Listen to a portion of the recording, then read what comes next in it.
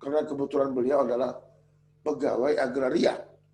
Maka seluruh aset Muhammadiyah, bangunan Muhammadiyah, madrasah, sekolah, panti asuhan, klinik, rumah sakit, itu semuanya sudah bersertifikat.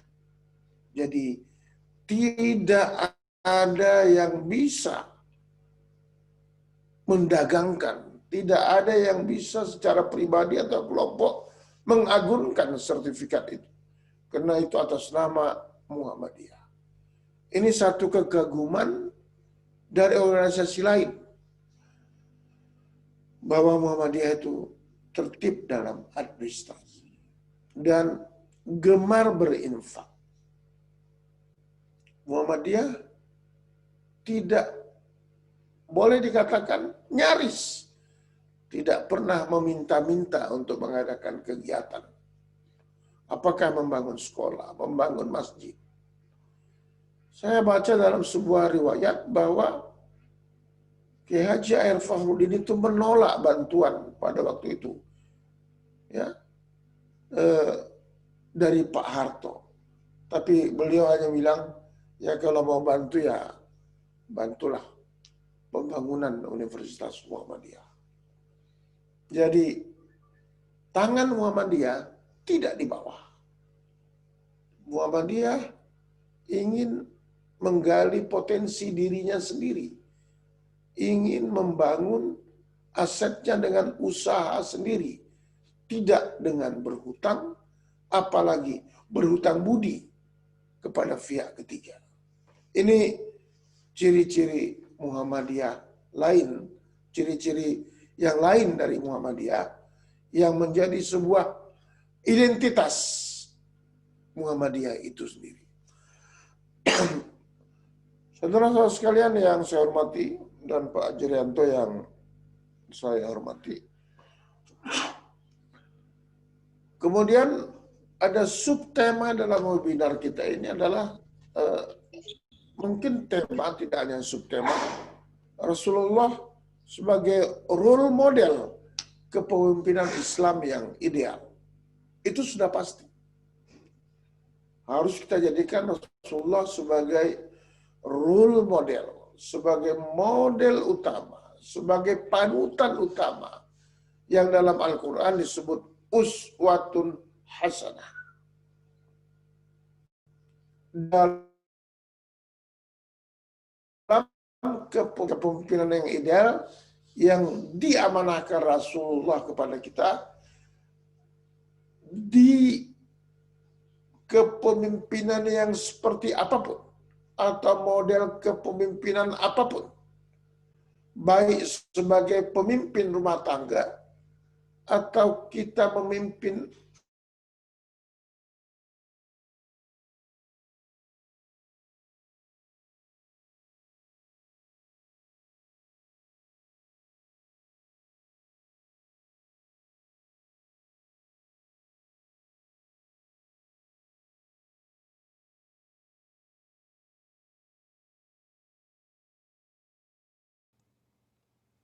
Ada gangguan suara Pak Dubes?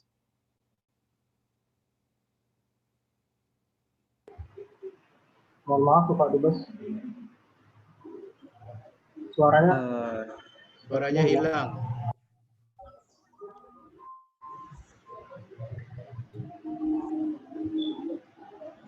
Baik, kita tunggu sinyal membaik lagi dari narasumber pertama kita.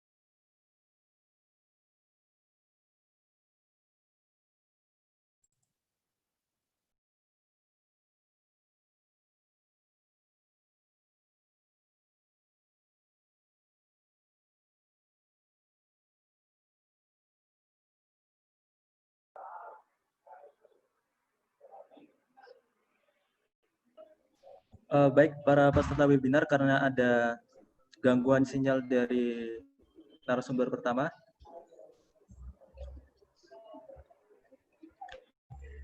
mungkin kita akan Mungkin ditunggu dulu. menunggu sejenak, menunggu Mungkin sejenak ditunggu ya. dulu. Ya, Sebaiknya ditunggu kita dulu tunggu sampai sebentar. sampai jelas. Coba. Barusan saya telepon Bapak Bapak Dubes, maksudnya Bapak Sekprinya Pak Dubes, ada gangguan sinyal sedikit. Mungkin sebentar. Jadi Ibu, kami lagi. mohon kepada seluruh peserta untuk bersabar menunggu sinyal kembali terhubung. Terima kasih.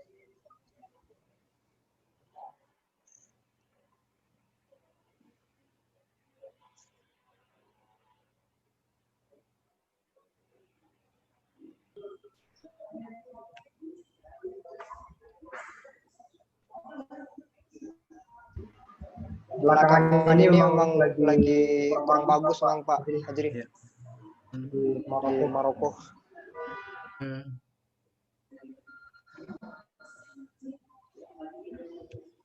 Ya, meskipun dekat Eropa, nggak bagus juga ya. Bener, Pak.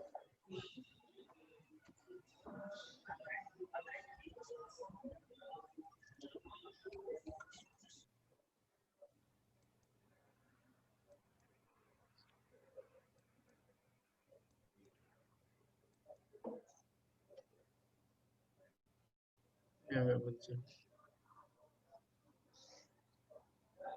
Mungkin saking apa ya, padatnya penggunaan Zoom akhir-akhir ini kan luar biasa padat kan.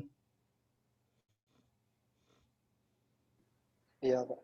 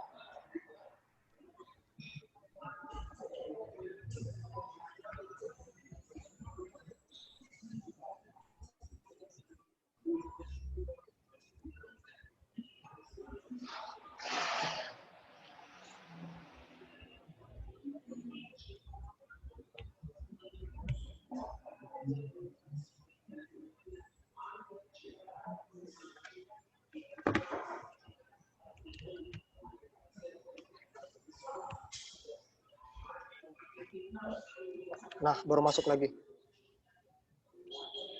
Bapak Dubes.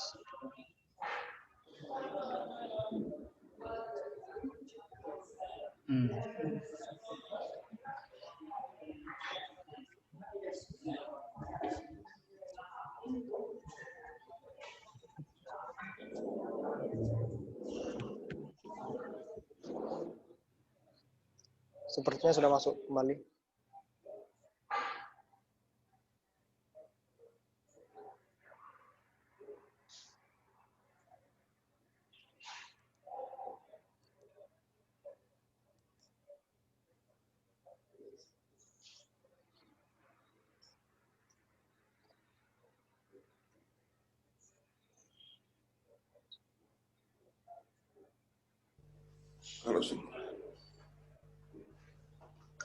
Ya, mohon maaf, ini ada sedikit gangguan teknis.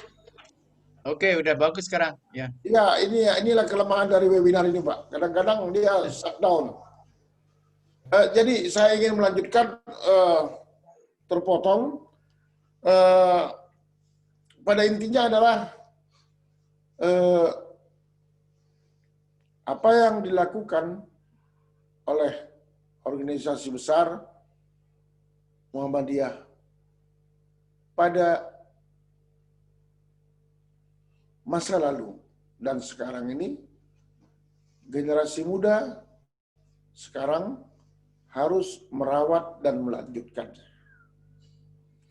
Harus merawat dan meneladani apa yang telah dirintis oleh para pendahulu di organisasi Muhammadiyah. Tidak diragukan lagi bahwa Muhammadiyah sebagai organisasi dakwah yang berkecimpung di berbagai amal, pendidikan, universitas yang maju, dan lain sebagainya, itu merupakan amal usaha dari pendahulu yang lalu.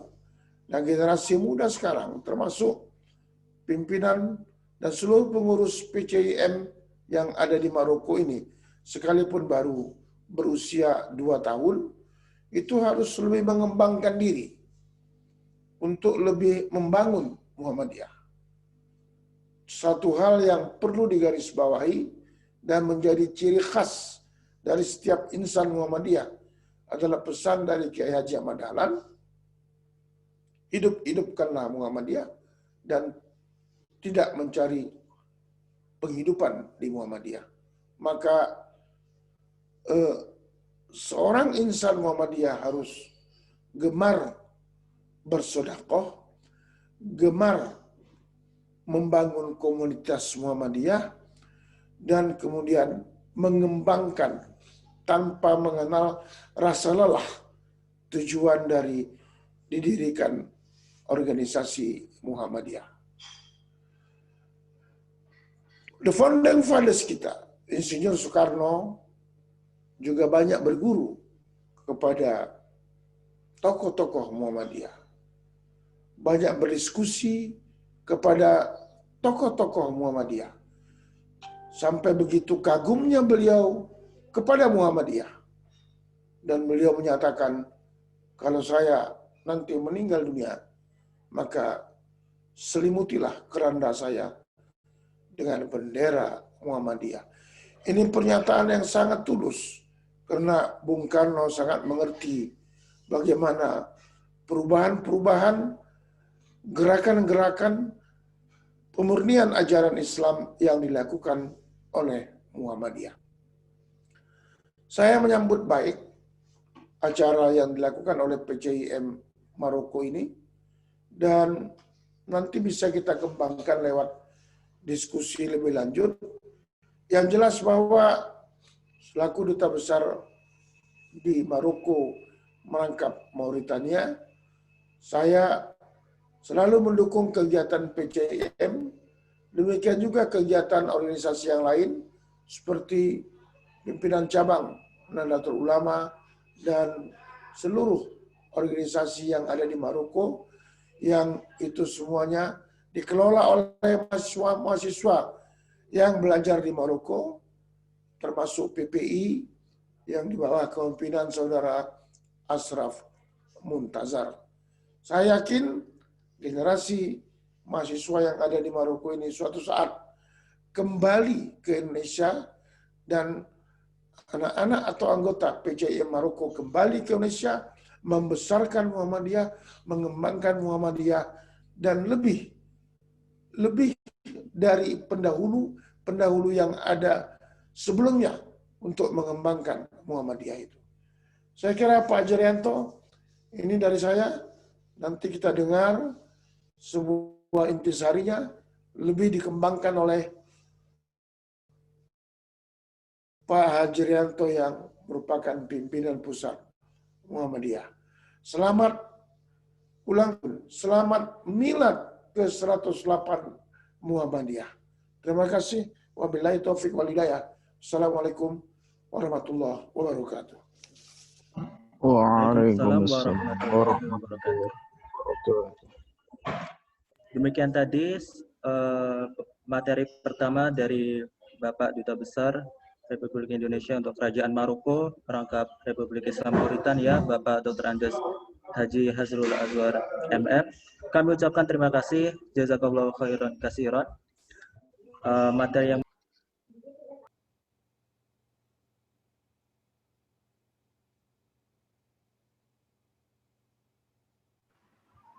Dibuka mic-nya kembali.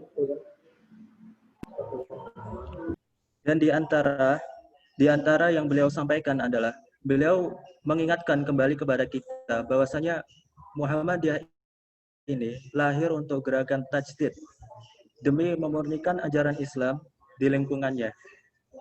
Dan juga beliau mengingatkan kembali bahwasanya kerja keras Kiai Haji Ahmad Dahlan meresmikan Muhammadiyah dari pemerintah Hindia Belanda yang akhirnya berbuah dengan figur besar Muhammadiyah yang disegani dan juga dikagumi oleh organisasi lain dengan aset-aset besar, mandiri dan kuat, yang juga merupakan identitas dari Muhammadiyah itu sendiri. Dan yang terakhir, beliau juga memberikan harapan kepada generasi muda Muhammadiyah untuk merawat dan meneladani dari semua yang sudah dirintis oleh para pelopor kita.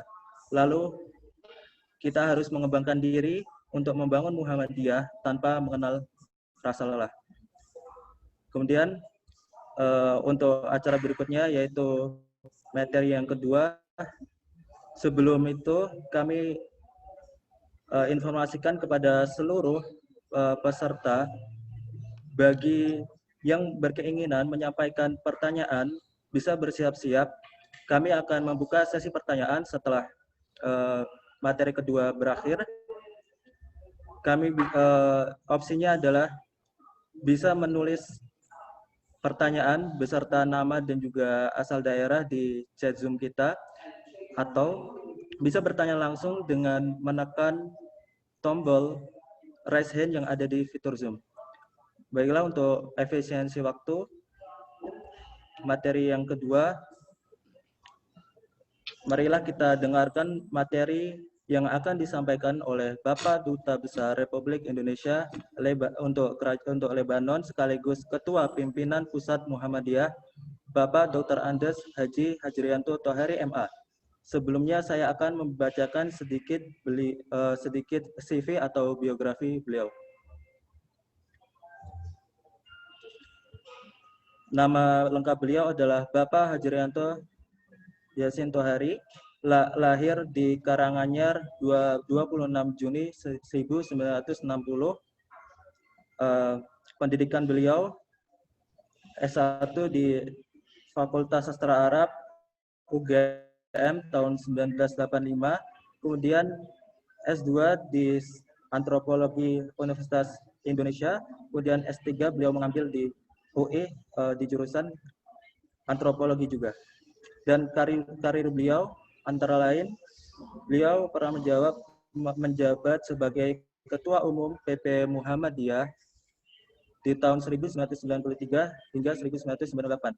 Kemudian Wakil Sekretaris PHPP Muhammadiyah, Ketua Depina Soksi, Ketua Departemen Litbang DPP Partai Golkar. Mungkin itu saja sekilas dari biodata beliau. Mungkin waktu dan kesempatannya kami persilahkan untuk Bapak. Silahkan Bapak. Oke. Bismillahirrahmanirrahim. Assalamualaikum warahmatullahi wabarakatuh. Assalamualaikum warahmatullahi wabarakatuh. Alhamdulillahirabbil alamin wa bihi nasta'in wa ala umurid dunya waddin. Asyhadu an la ilaha illallahul malikul haqqul mubin wa asyhadu anna Muhammadan abduhu wa rasuluhu shadiqul wa'dil amin. Allahumma shalli ala Muhammadin wa ala alihi wa sahbihi ajma'in. Amma ba'du.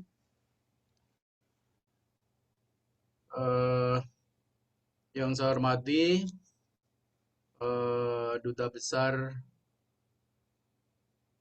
luar biasa dan berkuasa penuh Republik Indonesia untuk Kerajaan Maroko, Bapak Dr. Andes Hasrul Aswar, serta seluruh jajaran. Yang saya hormati Saudara Zizan Al-Ghifari,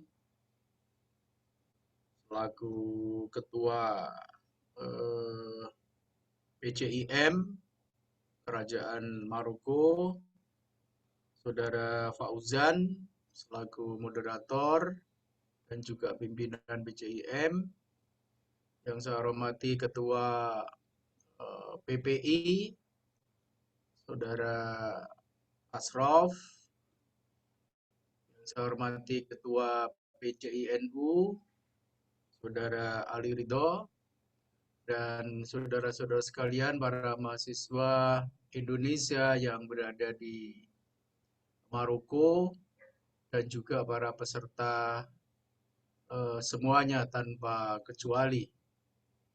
Yang pertama kita panjatkan puji dan syukur kita kehadirat Allah Subhanahu wa taala pada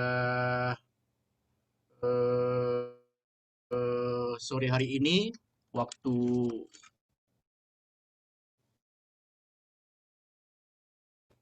dan juga waktu Maroko kita dapat bertemu bersilaturahim melalui media Zoom yang sangat menarik dan mengesankan ini. Yang kebanyakan kita baru mengenalnya dan menggunakannya setelah pandemi COVID-19. Kementerian Luar Negeri sudah lama, memang selama ini menggunakan media Zoom atau video conference dalam rapat-rapat dengan Menteri Luar Negeri dan jajaran pimpinan Kemlu yang lain. Yang kedua, kesempatan yang diberikan saya merupakan kehormatan yang sangat besar, dan untuk itu pertama-tama saya ingin menyampaikan terima kasih yang sebesar-besarnya. Saya ikut berbahagia dan berbangga PCIM Maroko berdiri 2 tahun yang lalu. Semoga terus berkembang dan dapat terus meningkatkan kualitas diri dan meningkatkan kerjasama, berkolaborasi dengan organisasi-organisasi yang lain, terutama PPI dan PCI-NU, sehingga dengan demikian organisasi yang berdiri di Maroko, di kerajaan Maroko ini akan memberikan sumbangan yang besar bagi pengembangan dan penguatan baik pribadi-pribadi dari saudara-saudara sekalian maupun juga penguatan kelembagaan. Saya sangat senang sekali diundang dalam acara webinar ini, meskipun saya sebetulnya bertanya-tanya dalam hati, sebaiknya saya dan sebetulnya juga Pak Dubes memberikan sambutan saja, dan kemudian yang menyampaikan materi itu saudara-saudara sekalian yang sedang studi ilmu-ilmu keagamaan di Maroko. Tentu saudara-saudara sekalian lebih fresh dan lebih memiliki pemahaman yang lebih komprehensif dan mendalam karena memang sedang hangat-hangatnya melakukan studi. Sementara saya sudah sejak hampir 30 tahun yang lalu meninggalkan dunia akademis, meninggalkan dunia baca-baca kitab, sehingga sebetulnya pengetahuan kami sejarah Islam, terutama menyangkut kepemimpinan Rasulullah Shallallahu Alaihi Wasallam,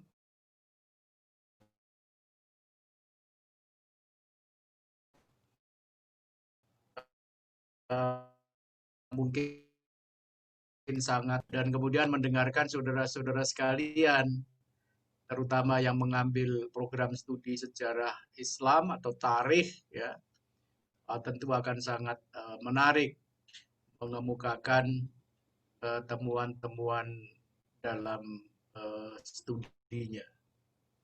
Saudara-saudara sekalian, namun demikian karena sudah terlanjur, saya menyatakan bersedia, dan ternyata tugasnya itu menyampaikan materi, ya ibaratnya apa yang akan terjadi terjadilah gitu ya.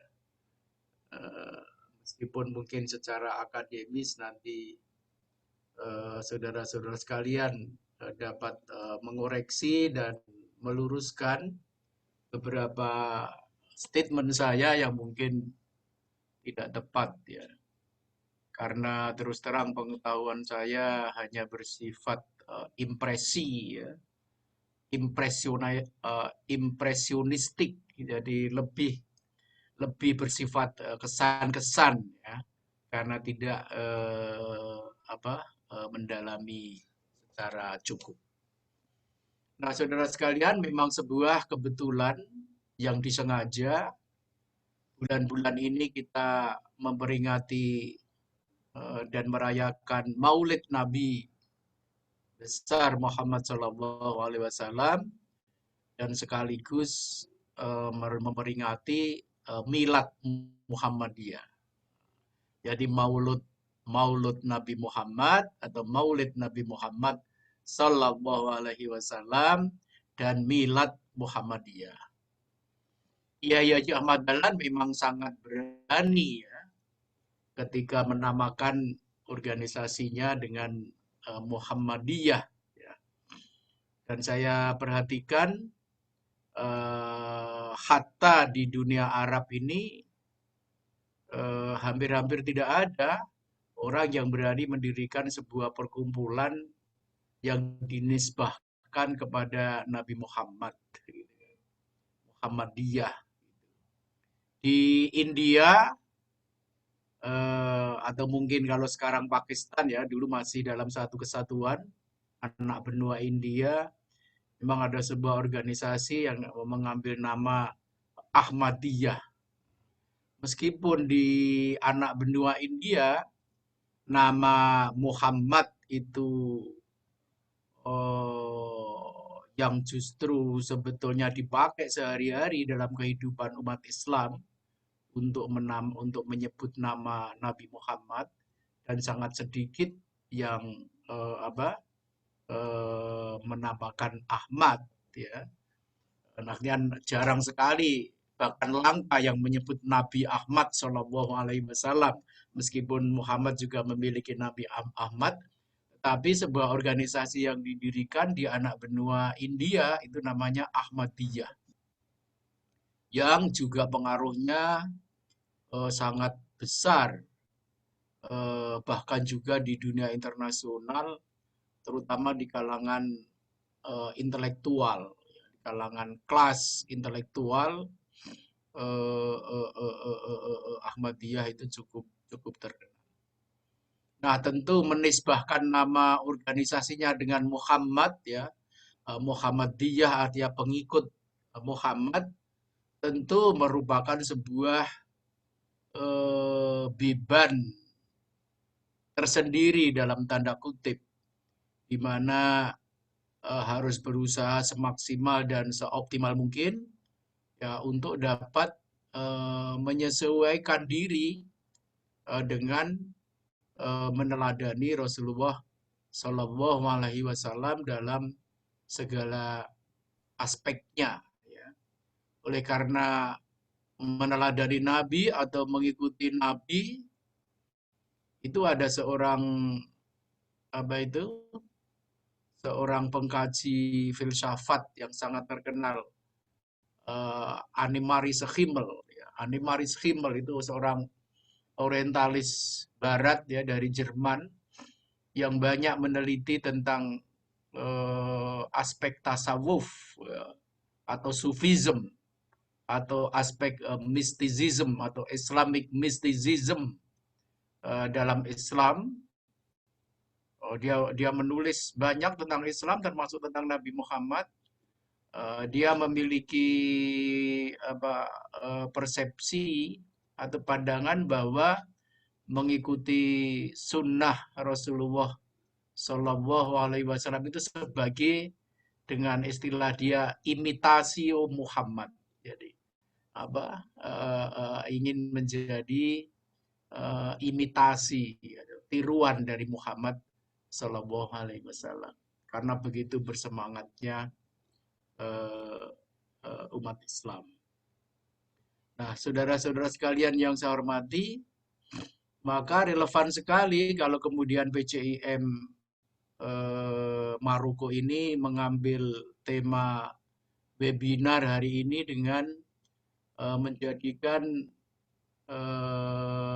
role model, ya, menjadikan Nabi Muhammad kepemimpin dan Nabi Muhammad Shallallahu Alaihi Wasallam menjadi role model, ya, karena memang tampaknya yang ada di benak Ahmad Dahlan atau Muhammad Darwis dulu ketika menamakan organisasinya dengan Muhammadiyah itu adalah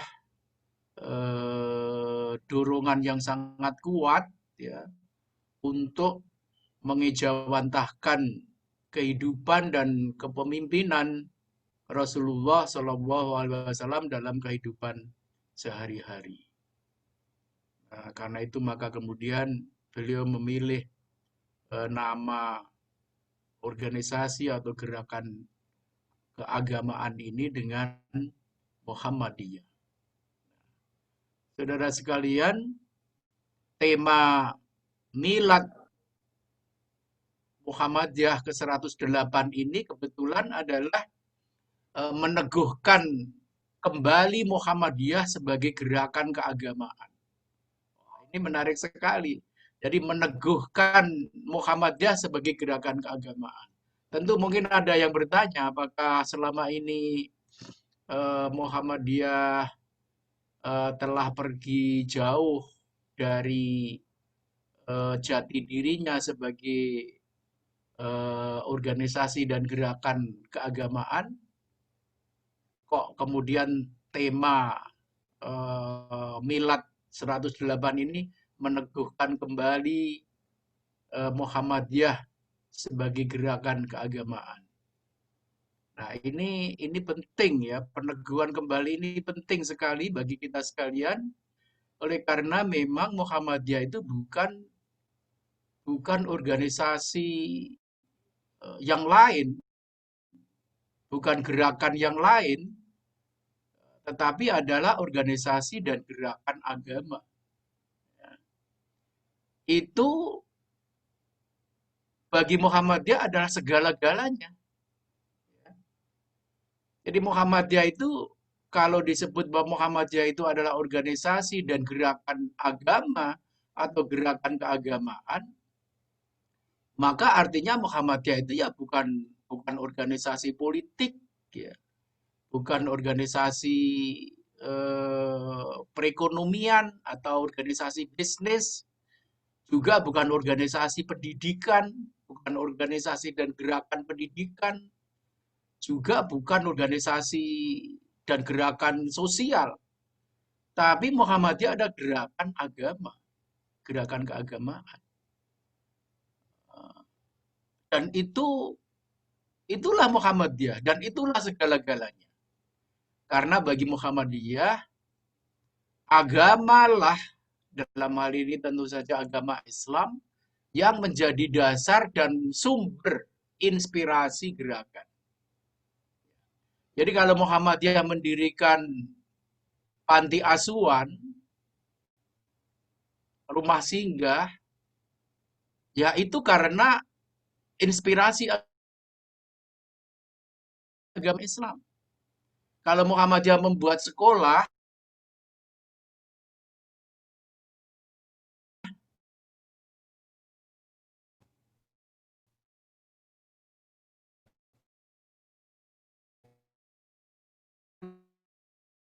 nah inspirasi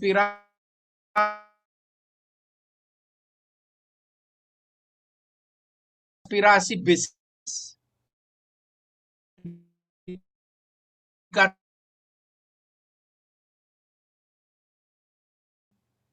Comment Center, ya, MCCC, itu juga aspirasi agama Islam, inspirasi agama Islam.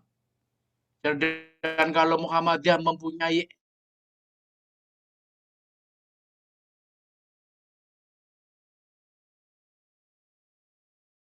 manajemen center.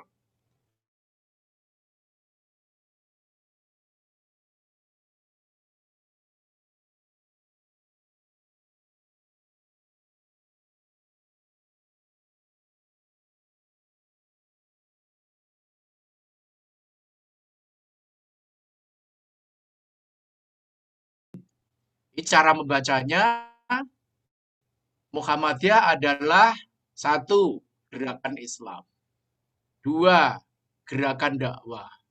Tiga, gerakan amar ma'ruf nahi munkar. Dan empat, gerakan tajdid. Tajdid, ya. Tajdid. Tajdid itu dimensinya adalah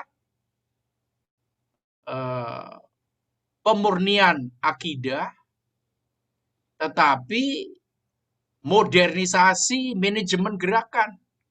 Jadi jangan satu sisi saja. Jadi memandang Muhammadiyah dalam pengertian tajdid itu adalah tajrid, ya. Tetapi tajdid itu tajrid i'tiqadi, ya. Tetapi dalam hal metodologi gerakan modern. Karena itu Muhammadiyah harus tampil modern, ya. Tidak boleh tampil puritan. Apalagi kemudian tampil sektarian. Nah, ini yang sangat penting, ya. Muhammadiyah itu modern karena Muhammadiyah itu gerakan modern.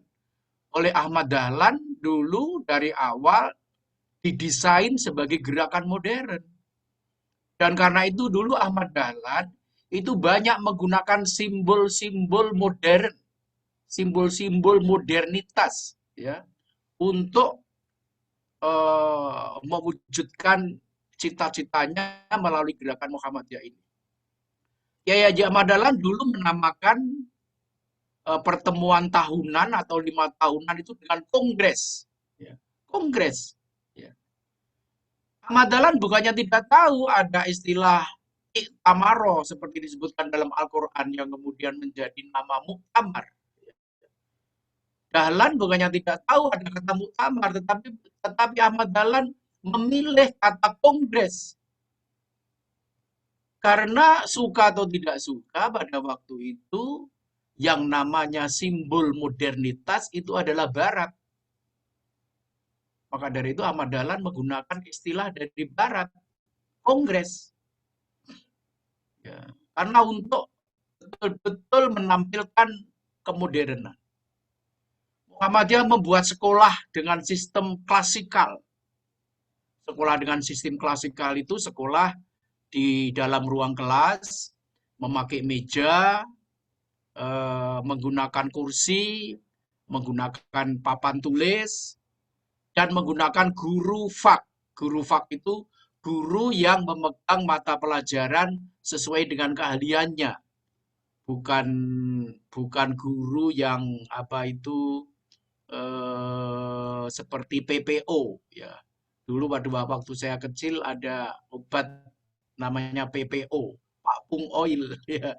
Pak Pung Oil. PPO itu untuk mengobati apa saja, dari kepala pusing, badan panas, perut mules,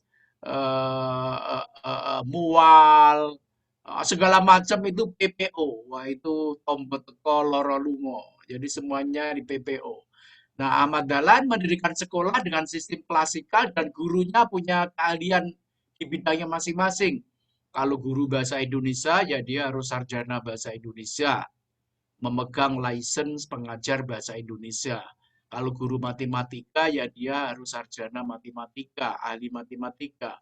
Kalau dia guru hadis, ya dia harus betul-betul ahli hadis. Kalau dia guru bahasa Arab, ya harus ahli bahasa Arab. Kalau dia guru tafsir, ya dia harus ahli tafsir. Itu artinya sekolah dengan sistem fak. Tidak satu orang mengajar dari bahasa Arab sampai bahasa Inggris, sampai olahraga dan kesenian diajar oleh satu orang. Nah, itu dia ambil. Itu kan juga sistem Barat. Ahmad Dahlan mendirikan kepanduan Hizbul Waton, Muhammadiyah Pathfinder. Ya. Itu juga modern karena di dunia Islam tidak dikenal. Lalu Ahmad Dahlan juga melakukan modernisasi manajemen zakat. Zakat yang sebelumnya diurus secara tradisional, diserahkan mungkin kepada seseorang tokoh agama, dan juga tidak ada manajemen. Oleh Ahmad Dahlan pada waktu itu dimulai dengan dilakukan manajemen modernisasi manajemen zakat. Sehingga transparan, akuntabel, lembaganya good governance, ya, transparan, dan semuanya bisa dilihat, angka setiap sen yang masuk dan setiap sen yang keluar, pembukuan yang baik, akuntabel, dapat dipertanggungjawabkan, ya sesuai dengan prinsip-prinsip good corporate governance. Jadi saudara-saudara kalian, Ahmad Dahlan itu menafsirkan kehidupan Nabi Muhammad SAW dalam terminologi modern. Seperti misalnya Nabi itu memiliki sifat sidik, jujur, ya, jujur. Kejujuran itu harus diimplementasikan secara modern. Orang tidak cukup mengatakan saya jujur karena itu saya tidak perlu membuat laporan keuangan. Saya gitu kan.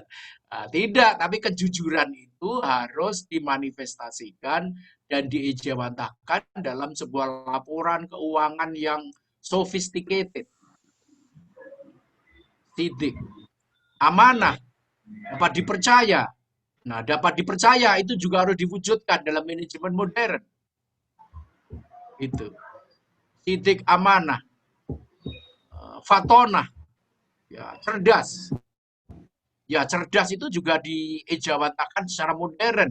Fatonah itu cerdas harus diekspresikan. Kecerdasannya diekspresikan dalam perbuatan, diekspresikan dalam pendapat, tentu saja pendapat keagamaan, ya, ijtihad, ya, dan juga diekspresikan dalam perbuatan. Karena itu fatonah, kecerdasan itu harus diupayakan dapat diwujudkan cerdas secara literal, secara oral, secara lisan. Penjelasannya, pengajaran-pengajarannya, tablik-tabliknya, dakwah-dakwahnya itu cerdas. Cerdas bukan hanya isinya, tetapi juga cerdas melihat konteks sosial, politik, dan lingkungan. Juga cerdas dalam cara menyampaikan metodologis. Tapi juga bukan hanya lisan, tapi juga cerdas secara literal, menulis. Maka saudara-saudara kalian yang sekarang belajar di Maroko, sangat baik kalau juga mengasah kemampuan untuk mengartikulasikan gagasan-gagasannya dalam bentuk tulisan. Menulis artikel-artikel, menulis makalah-makalah di koran, di majalah, dan terutama di jurnal-jurnal, dan tentu saja juga menulis kitab. Sehingga kita umat Islam dengan fatonah itu bukan hanya menjadi konsumen ilmu, tetapi juga menjadi produsen ilmu. Menjadi produsen ilmu. Jangan hanya menjadi konsumen dari kitab-kitab saja. Apalagi kitab-kitab produk pada abad pertengahan saja. Tetapi juga harus menjadi produsen. Jadi bukan hanya konsumen, bukan hanya melalap ilmu, membaca, melahap bacaan-bacaan saja, tetapi juga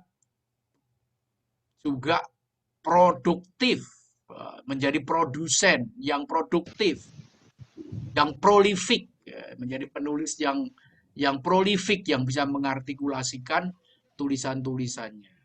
Karena kalau cuma lisan saja ya segera habis, gone with the wind, akan segera hilang dibawa oleh angin. Ada ungkapan Yunani kuno mengatakan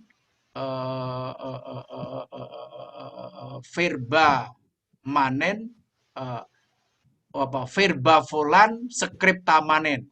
Verba volan scripta manen. Ada juga yang membaca verba volen scripta manen. verbal, omongan, volen, segera hilang. Scripture, tulisan, skripta manen, tetapi tulisan itu abadi. Nah, maka saudara sekalian perhatikan, ulama-ulama yang tidak menulis buku, menulis kitab, kan kemudian namanya tidak abadi. Seperti tidak seabadi seperti ulama-ulama yang menulis kitab. Ya. Coba itu dari dulu kita mengenal nama Imam Syafi'i, Imam Hanafi, Imam Maliki, dan juga bidang-bidang tradisional keislaman lainnya, ya, seperti Ibnu Hazm dan sebagainya, ya, penulis-penulis mufasir-mufasir itu yang meninggalkan kitabnya sampai sekarang dibaca, diabadikan. Apakah yang ahli tafsir cuma mereka-mereka itu? Tidak, banyak ahli tafsir, banyak ahli fikih, banyak ini yang tetapi tidak menulis. Padahal mereka sebetulnya hebat. Bisa jadi membangun sebuah mazhab atau school of thoughts yang hebat, tetapi karena tidak mewariskannya dalam bentuk tulisan, maka kemudian hilang. Skripta manen. Kalau tulisan permanen, tapi kalau verba volen. Verba volen. Ucapan itu hilang. Kemudian apa lagi Ahmad Dahlan? Apa itu tadi? Sidik, amanah, fatonah, ya, sifat-sifat wajib bagi Nabi diejawantahkan oleh Ahmad Dahlan dalam bentuk dan formulasi yang modern. Tablik. Wah, tablik ini juga penting sekali. Karena Muhammadiyah itu ya gerakan dakwah, maka ya tablik itu salah satu jenis dakwah yang sangat penting. Nah, sekarang tablik menggunakan berbagai media, bahkan yang sifatnya langsung atau sinkronis itu malah semakin sedikit sekarang. Sekarang media yang tidak langsung, media sosial, melalui YouTube, melalui Instagram, melalui Facebook, melalui Twitter dan sebagainya. Wah, itu sangat sangat efektif.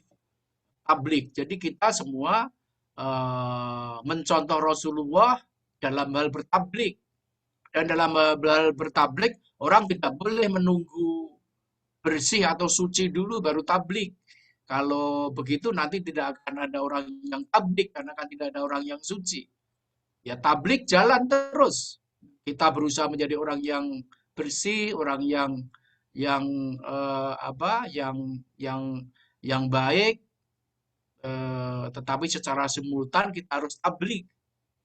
Tidak boleh pejuang mengatakan saya tidak bisa tablik karena saya belum baik dan belum bersih. Ya, kalau menunggu bersih, ya kapan bersihnya? Namanya orang kan tidak akan ada yang bersih, apalagi yang suci.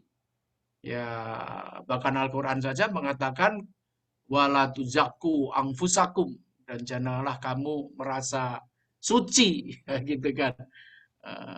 Itu. Nah, saudara sekalian, walhasil ya banyak aspek dari kehidupan Rasulullah dan bagaimana Rasulullah memimpin yang menjadi role model bagi kita sekalian. Nabi banyak sekali dalam Al-Quran. Ya, laqad kana lakum fi Rasulillahi uswatun hasanah liman kana yarjuwaha wal yaumal akhir wa dzakarallaha katsira. Ya, sungguh di dalam kehidupan Rasulullah itu ya, laqad kana lakum fi Rasulillah uswatun hasanah. Suri teladan yang baik. Dalam Al-Quran banyak sekali bertebaran sifat-sifat Rasulullah Shallallahu Alaihi Wasallam.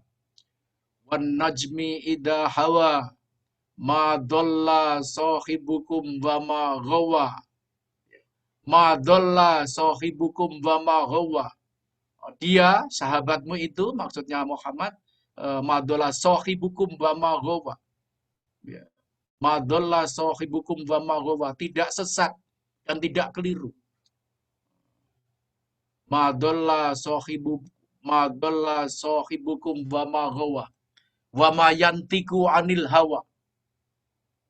Dia tidak bicara, tidak ngomong, ya tidak bicara berdasarkan karena hawa nafsu. Wa ma yantiku anil hawa. In huwa illa wahyu yuha. In huwa illa wahyu yuha. Kecuali dia itu berdasarkan wahyu dan yang diwahyukan kepadanya. In huwa illa wahyu yuha. Allamahu syadidul quwa. Dia itu adalah seorang sosok yang diajar oleh sesuatu pribadi yang kuat. Allamahu syadidul quwa. Allamahu syadidul quwa. Du mirrotin fastawa. Itu kan? Dan seterusnya dan seterusnya. Coba saudara-saudara sekalian, tentu banyak sekali ya ayat-ayat Al-Quran yang bisa kita eksplorasi sebagai mencerminkan sifat-sifat Rasulullah. Seperti dalam surat An-Najm itu tadi saja. Sampai ayat berapa itu menunjukkan beberapa ayat tersebut menunjukkan sifat yang dimiliki oleh Nabi. Wan najmi idza hawa ma dhalla sahibukum wa ma ghawa wa ma yantiku anil hawa in huwa illa wahyu yuha.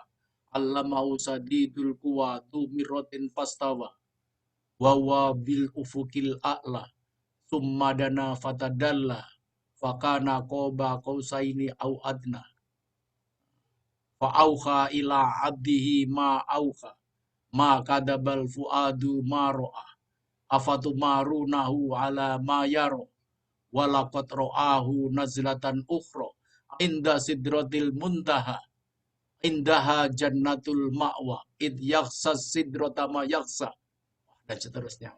Saudara ahlinya deh pokoknya. Saudara sekalian. Nah, saudara-saudara sekalian yang saya hormati, maka dari itu sangat penting ya kita berusaha semaksimal mungkin untuk meneladani Rasulullah dan menjadikan sebagai role model. Nah, mengapa Muhammadiyah itu cenderung untuk kembali kepada masa-masa Rasulullah? Ya. Karena sebetulnya pada masa-masa Rasulullah itulah Al-Quran itu diterapkan secara par excellence, ya, gitu loh. Penerapan wahyu Allah, penerapan Al-Quran, Al-Karim dalam bentuknya yang paling sempurna, ya, paling tinggi, par excellence, yaitu adalah pada masa kehidupan Rasulullah. Nah, sementara pada masa kehidupan pasca Rasulullah, dimulai pada masa Khulafaur Rasyidin, sampai kemudian Daulah Umayyah, kemudian Daulah Abbasiyah, kemudian Fatimiyah, ya, baik Umayyah pada waktu berpusat di Damaskus, maupun pecahan Umayyah yang kemudian berkembang sampai ke Maroko dan kemudian menyeberangi Gibraltar ke Andalusia, hampir 800 tahun berkuasa di Andalusia yang melahirkan ulama-ulama hebat dari Ibnu Hazm, Ibnu Rus sampai ulama tasawuf Ibnu Arabi, ya. Itu kan ulama-ulama Al-Andalusi, filosof Al-Andalusi, ya, yang hebat sekali, ya. Itu pandangan dan perspektif para sarjana itu berbeda-beda. Kalau dalam hal memandang kepemimpinan Rasulullah pada masa Rasulullah memimpin umat Islam yang berpusat di Madinah, tidak ada silang sengketa, tidak ada perbedaan sama sekali bahwa itulah masa-masa Rasulullah memberikan uswah, memberikan percontohan bagaimana memimpin. Bagaimana memimpin negara dalam tanda kutip. Tentu definisi negara pada waktu itu dengan definisi negara sekarang berbeda. Kalau definisi negara sekarang ini adalah definisi negara dalam pengertian nation state. Nation state itu baru lahir pada masa perjanjian Westphalia.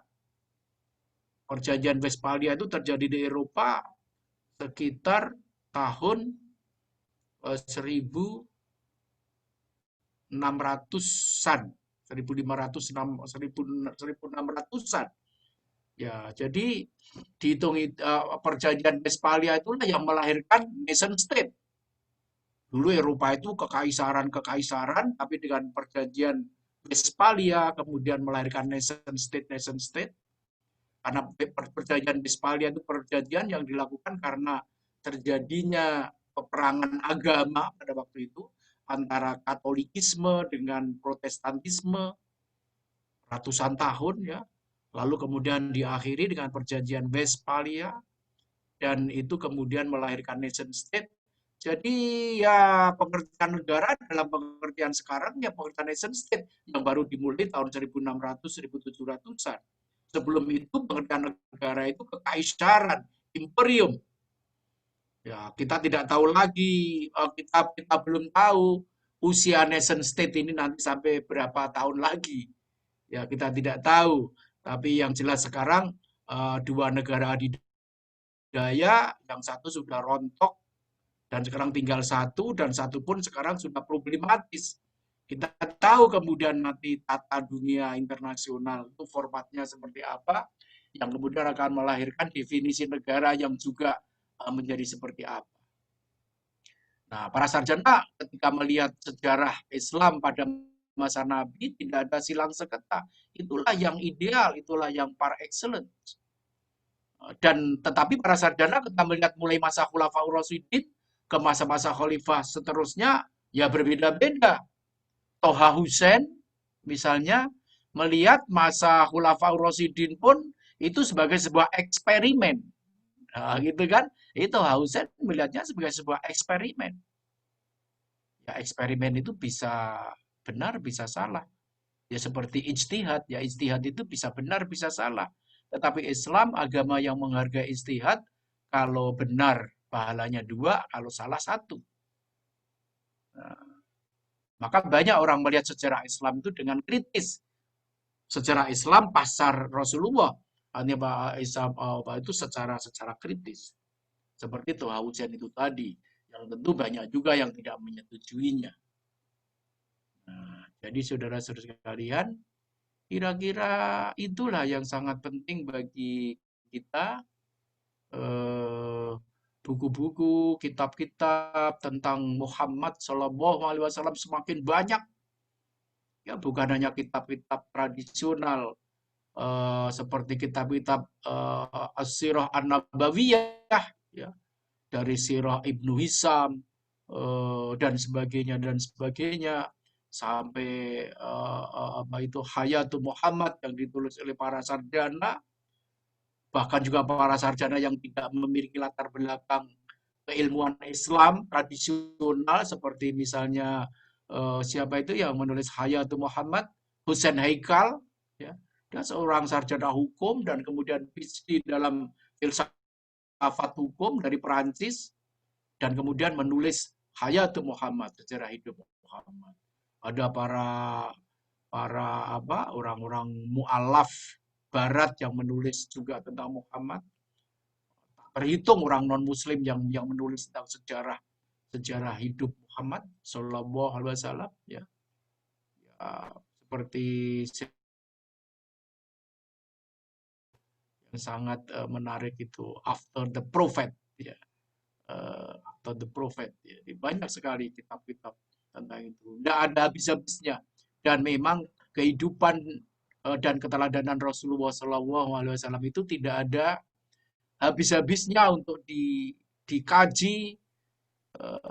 Selalu saja setiap buku baru muncul, selalu ada sisi-sisi lain yang belum terungkap.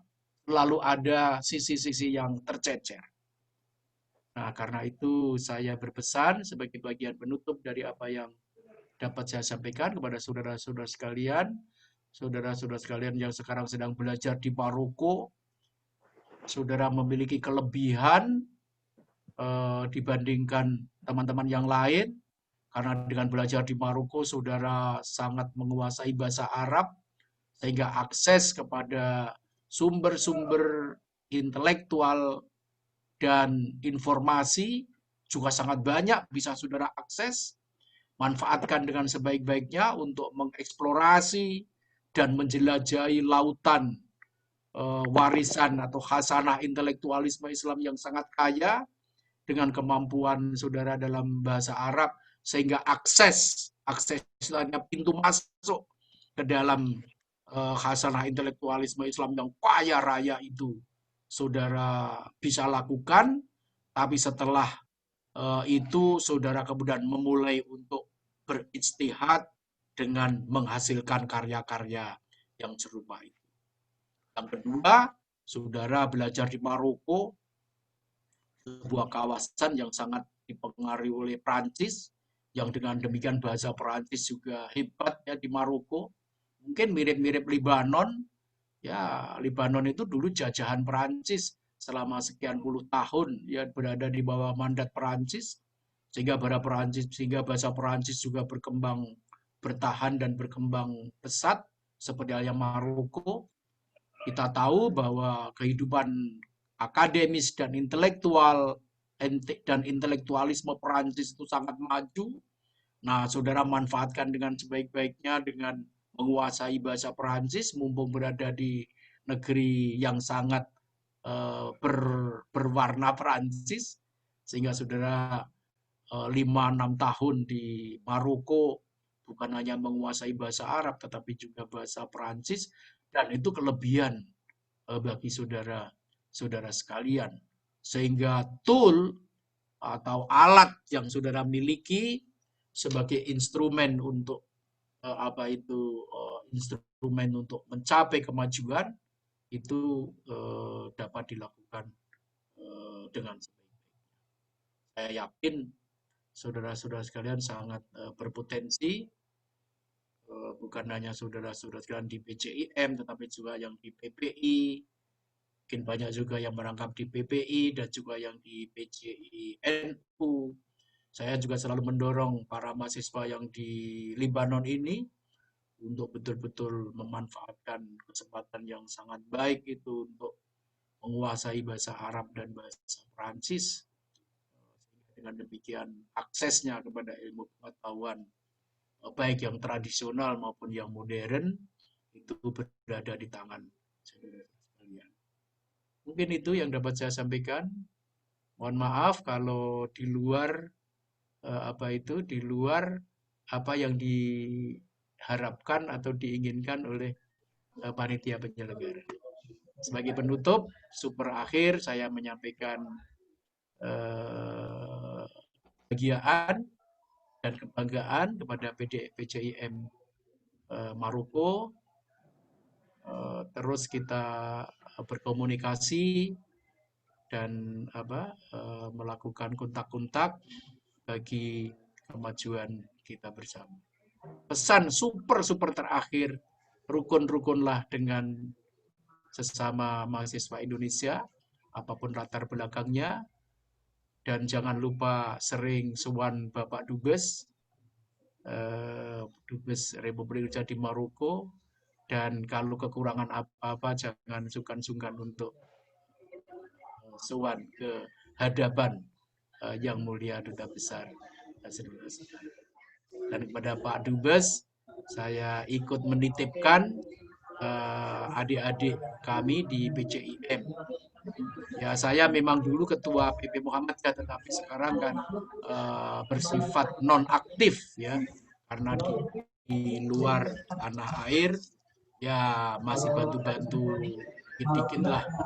Kalau rapat-rapat melalui Zoom, tetapi kalau sudah di luar Zoom atau Google Meet dan media seperti ini lainnya, ya tidak bisa berpartisipasi. Maka dari itu status saya nonaktif. Sebetulnya kan tahun ini sudah Muktamar Muhammadiyah ke-48, tapi karena COVID ini diundur sampai 2001 atau diundur sampai 2002, kecuali kalau situasi memungkinkan nanti akan dilaksanakan Muktamar 2021. Sebetulnya tahun ini tugas saya sebagai PP sudah berakhir, tapi karena pandemi ya akhirnya diperpanjang. Mudah-mudahan baik-baik semua, tetap jaga kesehatan. Billahi taufik wal hidayah. Wassalamualaikum warahmatullahi wabarakatuh. Waalaikumsalam. Waalaikumsalam warahmatullahi wabarakatuh. Baik, demikian tadi kita dengarkan bersama materi kedua atau materi penutup dari Bapak Dr. Andes Hajrianto Tohari. Kami ucapkan terima kasih sebesar-besarnya atas materi yang menarik dan mendalam. Dan di antara yang beliau sampaikan adalah yang pertama adalah bagaimana Kiai Haji Ahmad Dahlan menamai organisasi ini dengan nama Muhammadiyah, menisbatkan dengan nama agung Rasulullah SAW, menunjukkan harapan beliau kepada kita semua sebagai warga Muhammadiyah untuk berusaha seoptimal mungkin dan semaksimal mungkin untuk meneladani nilai-nilai luhur dan mulia dari Rasulullah. Dan beliau mengatakan bahwasanya Muhammadiyah adalah gerakan Islam, dakwah, amar ma'ruf nahi mungkar, dan juga tasdid dengan mengutamakan metodologi gerakan modern dengan tampilan modern, menambahkan cita rasa modern, hingga mentransformasikan sistem klasik menjadi sistem yang modern. Semuanya bisa disikapi dengan cerdas menyikapi perubahan zaman yang ada. Kemudian pesan beliau yang terakhir bagi pelajar zaman ini adalah menjadi pelajar yang bukan hanya menjadi konsumen ilmu, tapi juga menjadi produsen ilmu, menjadi produktif dan juga prolific. Dan pesan untuk mahasiswa di luar negeri untuk memanfaatkan bahasa asing sebagai alat utama untuk menggali ilmu yang baru dan dibawa ke Indonesia. Baik, itu saja rangkumannya. Dengan berakhirnya materi yang kedua, kita buka acara sesi tanya-jawab. Dan kami mengajak kepada seluruh peserta webinar yang ingin menyampaikan materi, bisa menekan tombol raise hand yang ada di fitur Zoom, atau bisa menuliskan pertanyaan dan juga nama dan asal daerahnya di chat Zoom kita. Terima kasih. Dengan ini kami buka sesi tanya-jawab.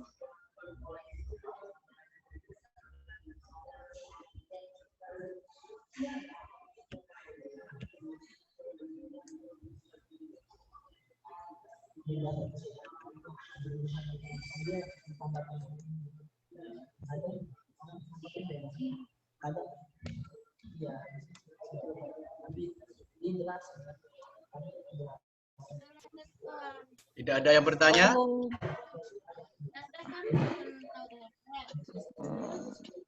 Kalau tidak ada yang bertanya, Baik, mungkin ada pertanyaan yang masuk dari yang di chat ya? Ya Bapak. Oke, dipilihkan aja. Ya, dari Muhammad Aziz Hidayat dari Sragen, Jawa Tengah. Ya, lagi fitcon, Pak. Pertanyaannya kepada Bapak Dr. Andes Hajrianto Tohari. Gimana? Pertanyaannya berbunyi, apakah Muhammadiyah setuju dengan konsep khilafah dari untuk didirikan dan dilaksanakan di Indonesia? Itu saja Bapak. Terus kemudian pertanyaan kedua dari Ahmad Delami Fadil dari mahasiswa FES. Apakah bagaimana menjadi figur karismatik dan apakah penting menjadi pemimpin yang berkarisma? Itu saja Bapak. Mungkin bisa ditanggapi dan juga diberikan penjelasan. Waktu dan kesempatan kami serahkan untuk Bapak Tohari. Dari siapa itu yang Bapak bertanya? Hajirianto. Siapa Yang namanya yang pertama bertanya? dari Muhammad Aziz dari Sragen, Bapak. Pertanyaannya kurang lengkap, jadi bagaimana menjawabnya? Setuju nggak dengan khilafah diterapkan di Indonesia itu khilafah Iya. yang diberi pengertian apa? Ya itu kan bermacam-macam ya. Terminologi khilafah itu. Jadi tidak bisa dijawab terlalu simplistik dengan setuju atau tidak. Kalau khilafah sebagai sistem politik, ya tentu saja tidak. Tapi khilafah sebagai tugas dan fungsi penciptaan kemanusiaan, ya setiap manusia itu kan menjadi khalifah, khalifatullah fil ardi. Wa id qala rabbuka lil malaikati inni ja'ilun fil ardi khalifah. Itu kan qalu ataj'alu fiha may yufsidu fiha wa yasfikud dima wa nahnu nusabbihu bihamdika wa nuqaddisu lak. Qalu inni a'lamu ma la ta'lamun. Itu kan aku lebih mengetahui dari apa-apa yang kamu sebenarnya tidak kita ketahui. Nah, ini yang perlu dikaji secara mendalam. Ini a'lamu ma la ta'lamun. Itu kan? Wa 'allama Adamal asma'a kullaha summa aradahum 'alal malaikati faqala ambiuni bi asma'iha ulai in kuntum shodiqin. Lalu para malaikat menjawab, qalu subhanaka la ilma lana illa ma 'allamtana innaka antal alimul hakim. Malaikat saja menjawab ketika ditantang disuruh menjawab pertanyaan dari Allah, ambiuni bi asma'i haula'i, seperti yang diajarkan kepada Adam, in kuntum shodiqin, jika kamu benar atau jujur. Qalu, para malaikat saja menjawab, subhanaka, maha suci engkau Allah, la ilma lana illa ma 'allamtana. Gitu kan? Tidak ada pengetahuan bagi saya kecuali yang telah engkau ajarkan saja, gitu kan? Innaka antal alimul hakim, engkau yang maha mengetahui dan maha bijaksana. Karena itu maka ya dibaca sejarah Islam. Tadi saya sudah mengatakan betapa beragamnya ya pandangan para sarjana tentang masa-masa setelah Rasulullah. Hujan saja menyebutnya itu sebagai sebuah eksperimen. Itu kalau kemudian kita mengulangi eksperimen itu, ya namanya kita tidak belajar dari eksperimen, itu kan? Kalau saudara sekalian mengikuti apa yang saya sampaikan tadi tentang konsep-konsep negara, definisi-definisi tentang negara yang hanya melalui episode beberapa waktu dan kemudian berubah. Negara itu kan menjadi macam-macam bentuknya kan, menjadi macam-macam bentuknya. Hasil pertanyaan itu tidak bisa dijawab secara simplistis ya, secara sederhana. Tidak sesederhana itu pertanyaan yang mestinya diajukan. Karena kalau pertanyaannya seperti itu diajukan, itu ya pertanyaan yang menjebak, dan dijawab apapun itu selalu tidak akan membawa kepada kebenaran yang komprehensif. saja, ya. Itu. Jadi kalau kalau pertanyaannya dilengkapi dengan yang dimaksud dengan khilafah itu seperti ini yang dimaksudkan, ya itu bisa dijawab. Tetapi kalau pertanyaannya umum seperti itu, menjadi pertanyaan yang tidak umum dalam dunia akademis. Pertanyaan yang tidak umum ya susah untuk dijawab, ya, untuk dijawab. Yang kedua, figur karisma, ya, figur karisma. Saya kebetulan mempunyai sebuah tulisan yang dulu dimuat di harian Kompas. Judulnya itu Kepemimpinan Karismatik Bukan Masa Depan. Kepemimpinan karismatik bukan masa depan. Saudara bisa lacak di Google itu. Itu sebetulnya adalah edisi atau versi singkat dari tulisan saya di dalam sebuah buku yang ditulis oleh beberapa orang cendekiawan, dan saya menyumbangkan salah satu tulisan yang diterbitkan oleh LP3IS tentang demokratisasi dan format demokrasi masa depan.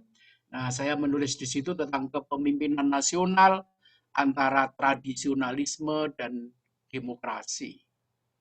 Nah, saya menyimpulkan di situ, ya kepemimpinan karismatik itu bukan masa depan. Karena kepemimpinan karismatik itu biasanya mengundang kesetiaan dan loyalitas yang nyaris buta dari para pengikutnya.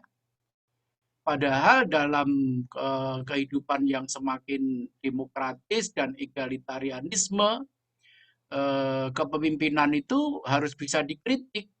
Apalagi kepemimpinan yang berada di ranah publik. Artinya kepemimpinan yang berupa jabatan-jabatan publik. Jabatan-jabatan politik itu termasuk jabatan-jabatan publik.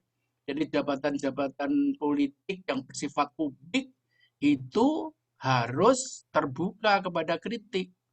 Jadi kalau saudara tidak mau dikritik, maka jangan sekali-kali menduduki jabatan publik. Sekali saudara sekalian menduduki jabatan publik, maka harus terbuka kepada kritik. Karena jabatan-jabatan publik itu harus dipertanggungjawabkan secara publik. Nah, sementara kepemimpinan karismatik itu tidak bisa dikritik. Nah, kalau kepemimpinan karismatik itu dikritik, maka pengikut-pengikutnya akan marah. Padahal kritik itu sesuatu yang niscaya dalam jabatan-jabatan publik. Sementara kepemimpinan karismatik itu tidak bisa dikritik dan tidak boleh dikritik. Atau kalau dikritik nanti ada yang tersinggung, pengikut-pengikutnya. Nah, karena itu maka saya katakan kepemimpinan karismatik itu bukan masa depan. Yang kedua, kepemimpinan karismatik itu kan mengingatkan kita kepada konsep yang ditelurkan oleh Sumar Said Murtono. Ya, Dr. Sumar Said Murtono itu seorang doktor seorang dulu dosen di salah satu universitas yang sangat terkenal di Australia, yang kemudian dia menulis disertasi doktor yang berjudul State and Statecraft in Old Java. State and Statecraft in Old Java. Negara dan bina negara pada masa Jawa kuno dan Jawa lama. Dikatakan di situ tentang konsep kepemimpinan karismatik itu, ya kepemimpinan yang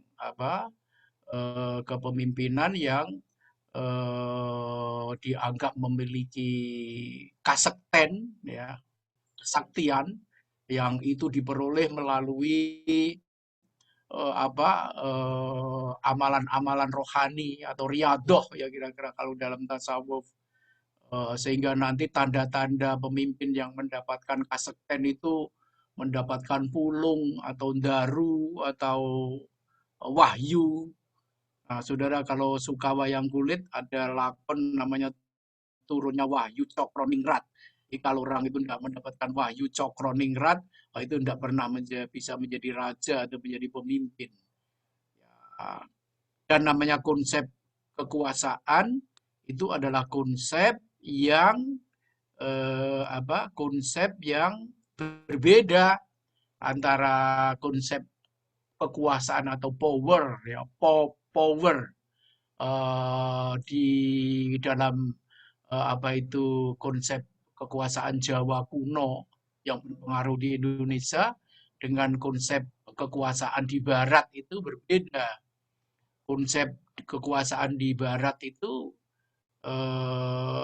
berbeda dengan konsep kekuasaan di Jawa tradisional. Nah, karena itu maka supaya tidak terlalu panjang saya nanti biar Pak Hasrul Azwar melengkapi dan menambahkan kepemimpinan karismatik itu bukan masa depan. Ke depan ya kita butuhkan kepemimpinan yang demokratis, yang bisa bekerja, bukan kepemimpinan yang ditandai dengan kemampuan pidato yang penuh dengan retorika, pidato yang membuat audiennya terpana, lalu membuat audiennya itu terpuaskan secara psikologis saja karena pidato-pidatonya sangat memiliki retorika yang hebat, menyulap lalu terpukul, lalu menjadikan pidato-pidatonya menjadi sabda, sabda-sabdanya menjadi titah, dan titah-titahnya menjadi dekret. Ya. Bahkan dulu pernah pidato menjadi garis besar haluan negara. Itu gara-gara karena kepemimpinan karismatik, pidato menjadi haluan negara. Bayangkan itu, saudara sekalian. Maka dari itu, pertanyaan yang bagus, karismatik, jawaban saya bukan masa depan. Ini kepemimpinan yang ke depan itu kepemimpinan yang bekerja, kepemimpinan yang betul-betul bekerja dan berjuang dalam suatu program-program kerja yang terukur, yang kesemuanya itu mengarah kepada mewujudkan kesejahteraan. Ya, kalau dalam konteks negara kita Republik Indonesia yang berdasarkan Pancasila, maka kepemimpinan yang baik itu kepemimpinan yang semakin mendekatkan bangsa kepada cita-cita nasional. Cita-cita nasional kita kan hanya 4. Yang pertama adalah melindungi segenap bangsa Indonesia dan seluruh tumpah darah Indonesia. Yang kedua, memajukan kesejahteraan umum. Yang ketiga, mencerdaskan kehidupan bangsa. Dan yang keempat, ikut melaksanakan ketertiban dunia. Ya, jadi kerja-kerja pemimpin yang mengarah dan mendekatkan kepada keempat cita-cita dan tujuan nasional itulah yang baik, yang kita butuhkan, yaitu kepemimpinan yang mendekatkan kita kepada perlindungan kepada seluruh segenap bangsa Indonesia dan seluruh tumpah darah Indonesia, kepemimpinan yang bisa mewujudkan setidak-tidaknya mendekatkan kepada kemajuan kesejahteraan umum, ketiga kepemimpinan yang mencerdaskan kehidupan bangsa, dan kepemimpinan yang bisa ikut dalam secara aktif dalam melaksanakan ketertiban dunia. Oke, begitu. Makasih, Mas. Terima kasih banyak untuk penjelasannya, Bapak. Kita masih membuka sesi yang kedua dan sekarang sudah terkumpul dua pertanyaan dari peserta. Saya akan membacakan satu persatu. Baik, yang pertama dari Saudara Gelang Munggaran dari Garut, Jawa Barat. Izin bertanya kepada Ayahanda Bapak Hajrianto Tohari dan Ayahanda Bapak Hasrul Azwar, apa masukan Ayahanda untuk kita sebagai generasi muda Muhammadiyah agar lebih bersemangat dan lebih istiqomah dalam menegakkan agama Islam pada masa COVID-19 saat ini? terima kasih. Assalamualaikum. Kemudian yang kedua dari Saudara Abdullah dari Yogyakarta. Terima kasih banyak pemaparannya yang sangat dalam sekali kepada para narasumber. Mohon izin bertanya. Tadi sempat disinggung tentang ilmu sofistik atau metafisik. Apakah dalam Muhammadiyah terdapat gerakan ruhaniyah semacam thariqah, majelis suluk, dan sebagainya? Terima kasih. Salam hormat Bapak Dubes. Begitu saja. Dan dari peserta yang sudah kami tampung, dan narasumber pertama Bapak Pak Azrul. Duta Besar, ya Pak Hazrul Azwar, kami persilahkan dahulu, kemudian akan dilengkapi oleh Bapak Duta Besar Hajrianto. Terima kasih atas pertanyaan yang ditujukan kepada saya. Apa yang harus dipersiapkan generasi muda ke depan, khususnya generasi muda Muhammadiyah.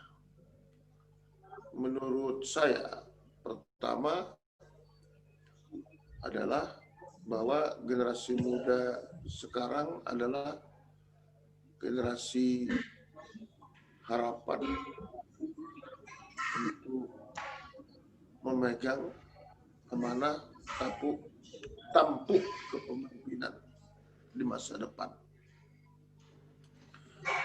Itu generasi muda sekarang harus mempersiapkan diri dengan sebaik-baik. Langkah-langkah mempersiapkan diri itu adalah pertama dengan belajar. Kita tidak putus-putusnya belajar, apalagi saudara-saudara sekalian menempuh tahap dan belajar secara formal. Maka belajar ini merupakan sebuah kewajiban bagi saudara-saudara untuk menempa diri saudara menjadi pemimpin di masa depan. Saudara-saudara yang lebih tahu tentang bagaimana peran dari seorang ilmuwan, seorang yang itu akan berbeda dengan orang yang tidak memiliki ilmu pengetahuan. Allah berfirman bahwa Allah akan meninggikan orang yang beriman dan berilmu pengetahuan beberapa derajat dari yang lain. Jadi mau tidak mau bahwa belajar, menambah ilmu, ini adalah kewajiban yang terus-menerus.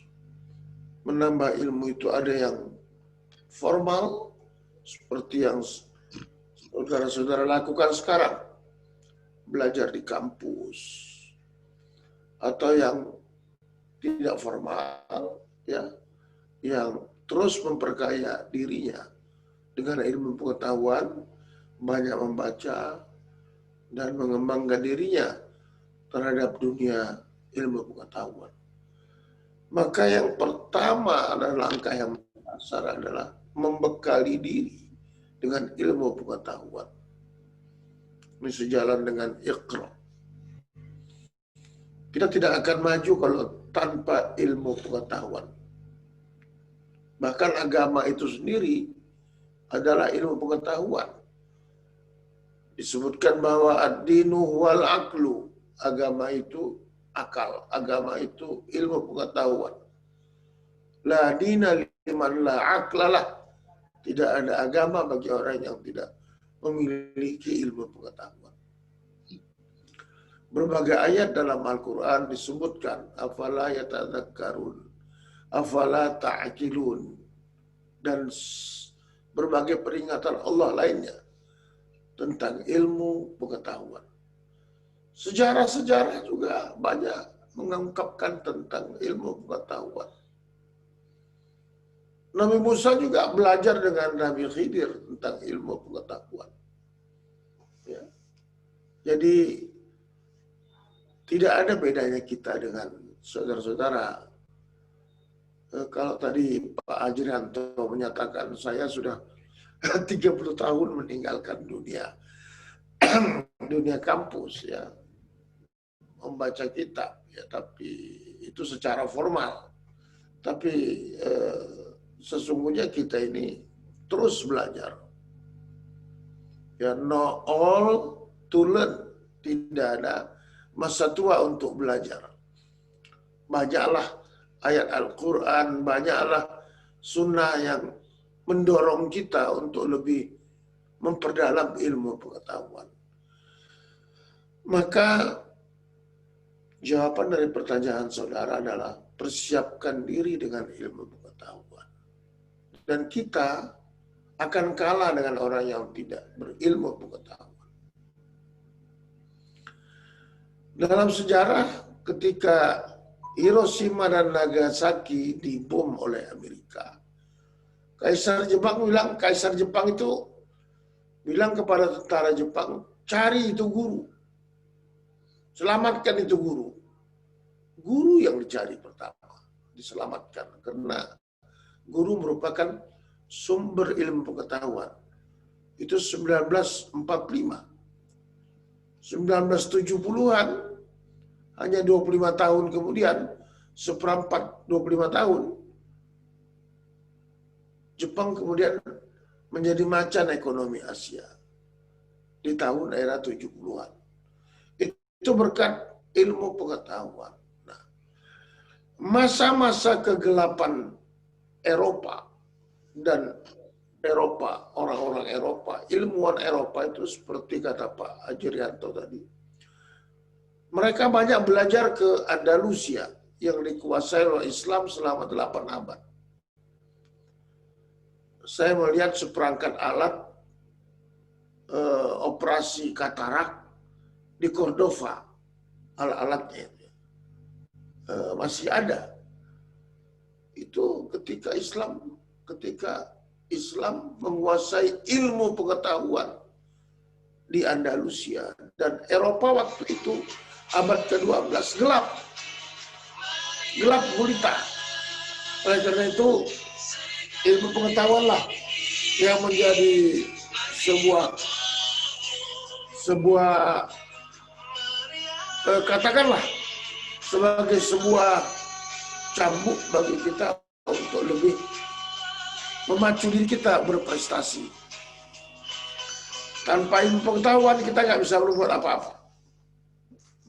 Malahan Allah mengatakan, hai masyarakat jin, hai masyarakat manusia, kalau kamu mampu menembus, menjelajahi angkasa, silakan. Wala tanfuduna illa bisultan. Sultan di situ artinya adalah ilmu pengetahuan. Maka belajar terus, belajar.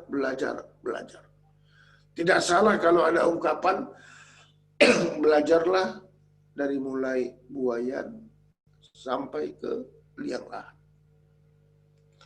Belajarlah, katanya ungkapan, sampai ke negeri Cina. Kita tidak memahami itu dengan sebaik-baiknya. Bahkan kemudian Cina yang datang ke Indonesia mengajari kita macam-macam. Akibat kita nggak datang ke Cina. Jadi ini yang membuat kita harus lebih mawas diri untuk lebih memperdalam, menambah ilmu pengetahuan. Ini yang kemudian yang menjadi landasan pertama agar kita lebih baik dari generasi sebelumnya. Generasi Muhammadiyah zaman now, generasi Muhammadiyah zaman milenial sekarang harus lebih baik dari generasi sebelumnya. Saya kira ini jawaban saya. Terima kasih. Assalamualaikum warahmatullahi wabarakatuh. Waalaikumsalam warahmatullahi wabarakatuh.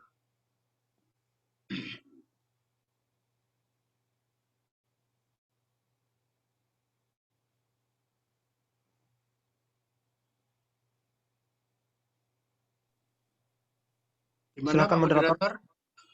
Moderatornya kita yang nyuruh. Terima kasih kepada Bapak Duta Besar Dr. Andes Haji Azrul Azwar, MF. Mungkin Bapak Hajrianto Tohari bisa menambahkan Ya, oke, sedikit saya singkat dari saja ya. Ini Beirut sudah masuk maghrib, ini udah 5 menit. Mungkin Maroko belum ya. Eh, jadi nanti kalau mau dilanjutkan, saya izin untuk sholat maghrib dulu. Nanti saya bergabung lagi. Tapi syukur kalau sudah dianggap juga. Yang pertama dari apa, Mas Gilang, ya, Mas Gilang Monggoren dari Garut. Apa masukan untuk generasi muda? Ya, saya ingin mengutip saja apa yang disampaikan oleh Ahmad Dahlan. Ya, Ahmad Dahlan mengatakan kepada para murid-muridnya dulu, eh, kalian jadilah orang-orang Islam yang berkemajuan, yaitu orang-orang yang tetap selalu taat kepada ajaran agama Islam, tetapi selalu dapat mengikuti perkembangan kemajuan zaman. Jadilah orang-orang Islam yang berkemajuan. Itu Ahmad Dahlan ya. Kata maju itu memang yang pertama di Republik Indonesia itu digunakan oleh Ahmad Dahlan. Jadi Ahmad Dahlan itulah yang pertama menggunakan kata kemajuan. Kemajuan. Dari Ahmad Dahlan kemudian dulu pada tahun 30 timbul sebuah polemik kebudayaan yang melibatkan 4 ahli polemis hebat ya, yaitu Sultan Takdir Ali Sabana, Armin Pane, Sanusi Pane. Nah, ini kebetulan orang-orang dekatnya Pak Duta Besar Azrul Aswar semua ini. Armin Pane, Sanusi Pane, dan Hamjahas ya. Hamjahas apa itu Amir Hamzah. Nah, ini Amir Hamzah itu tahun 30-an berpolemik, namanya polemik kebudayaan. Intinya adalah kita sepakat harus menjadi bangsa yang maju. Lalu mereka berpolemik. Sultan Takdir Ali Sabana dan beberapa orang yang seide dengan Takdir itu mengatakan untuk maju itu kita harus meniru Barat, Eropa. Karena Eropa lah yang maju. Tanpa mengikuti Eropa kita tidak akan bisa maju. Tetapi yang lain mengatakan kita bisa maju dengan tradisi dan agama kita di Indonesia. Nah, tapi intinya adalah kemudian ingin menjadi bangsa yang maju. Dari situ kemudian Bung Karno, itu banyak sekali menulis. Saudara bisa baca tulisan-tulisan Bung Karno dalam dalam buku di bawah bendera revolusi. Itu tulisan-tulisan yang berasal dari majalah-majalah di mana Bung Karno pada waktu itu menulis seperti misalnya Islam progresif, ini zaman kapal udara bukan zaman unta, meremajakan pengertian tentang Islam dan sebagainya. Wah, dulu Bung Karno banyak sekali menulis tentang Islam sebelum jadi presiden, waktu menjadi aktivis. Itu tahun 38-39. Dia mengatakan maju. Jadi mulai digunakan kata maju. Dan kemudian dalam Undang-Undang Dasar 45 kata maju digunakan. Itu tadi salah satunya adalah memajukan kesejahteraan umum. Kok digunakan kata memajukan kesejahteraan umum, bukan mewujudkan kesejahteraan umum. Itu juga di pasal tentang kebudayaan juga digunakan kata memajukan kebudayaan nasional. Gitu. Nah, kuat itu saya rasa pengaruh Muhammadiyah pada waktu penyusunan Undang-Undang Dasar 1945. Maka Ahmad Dahlan mengatakan jauh sebelum itu, tahun 15-an, dengan mengatakan bahwa kalian hendaknya menjadi orang-orang Islam yang berkemajuan, yang tetap taat dengan agama, tetapi bisa mengikuti perkembangan zaman. Karena itu, ya seperti tadi disampaikan oleh Pak Dubes Azrul Aswar, ya ilmu pengetahuan. Ya, man aradad dunya fa'alaihi bil ilmi, wa man aradal akhirata fa'alaihi bil ilmi, wa man aradahuma fa'alaihi bil ilmi. Itu nasihat singkat ya untuk generasi muda. Ambil pengetahuan, karena dengan menguasai pengetahuan maka saudara-saudara sekalian nanti struggle-nya itu lebih ringan untuk menghadapi kehidupan dunia. Itu struggle-nya lebih ringan. Kalau saudara berilmu pengetahuan, misalnya pulang dari Maroko dengan gelar doktor, PhD, ya, itu melambangkan penguasaan ilmu pengetahuan yang tinggi, maka struggle saudara itu enteng-enteng saja itu. Mau jadi apa saja, mau jadi ulama, mau jadi businessman, jadi pemimpin, jadi budayawan, jadi intelektual, itu struggle-nya gampang. Saudara bisa lihat contohnya orang-orang yang berhasil dalam pendidikan, itu struggle-nya begitu ringan untuk kemudian menjadi orang. Itu penting. Yang kedua, Mas Abdullah, di Muhammadiyah banyak orang-orang mengamalkan nilai-nilai ketasawufan dalam pengertian hidup sederhana, hidup bersahaja, hidup tidak neko-neko, hidupnya itu sangat bersahaja. Sampai Pak A.R. Fahrudin itu oleh seorang penulis antropologi dari Jepang namanya Michio Nakamura itu dikatakan sebagai dimensi tasawuf dalam Muhammadiyah. Padahal sebetulnya tidak secara formal aliran tasawuf atau thariqat, tetapi nilai-nilai kebersahajaan, kesederhanaan, tidak ambisius dalam kehidupan keduniaan, itu diamalkan tanpa harus menyebutnya itu sebagai sebuah aliran tasawuf atau thariqat. Nah, dari itu sebagai ilmu dibaca saja menurut saya. Saya membaca buku-buku tasawuf sangat menarik ya. Seperti misalnya Al-Futuhatul Makkiyah yang ditulis oleh Ibnu Arabi itu, dia juga bicara banyak sekali dengan bab-bab tentang bersuci atau wudhu, bab-bab tentang sholat, bab-bab tentang puasa, bab-bab tentang zakat, bab-bab tentang haji, dengan judul rahasia-rahasia bersuci, rahasia-rahasia sholat, rahasia-rahasia puasa, rahasia-rahasia zakat, rahasia-rahasia haji. Itu kayak buku-buku fikih, tetapi dengan diperkaya dengan pemahaman-pemahaman kerohanian. Ya, sebagai sebuah bidang ilmu maju sekali itu dan memiliki kekayaan khasanah intelektual yang sangat besar. Ya, karena itu tidak perlu harus buru-buru menyatakan tidak ya sebelum membaca. Sebagaimana juga jangan buru-buru mengatakan setuju tanpa didahului dengan membaca, memperdalam, dan memperluas pemahaman kita. Itulah sikap modern. Sikap modern itu selalu sikap yang berdasarkan scientific, secara ilmu, itu yang terus digunakan. Maka ketika Muhammadiyah misalnya memutuskan penundaan banyak hal karena COVID-19, fatwa keputusan tarjih tentang hukum sholat Jumat atau sholat berjamaah di masjid pada masa COVID dan sebagainya, itu scientific. Ya, scientific itu berdasarkan ilmu pengetahuan, tidak berdasarkan emosi, termasuk di dalamnya emosi keagamaan, tetapi berdasarkan dalil-dalil, temuan-temuan yang dihasilkan dengan metodologi scientific. Itu modern, sikap ilmiah, sikap scientific itu sikap modern, begitu. Jadi bukan semata-mata karena emosi. Walhasil, sekali lagi, kehidupan sederhana, bersahaja, itu banyak diamalkan.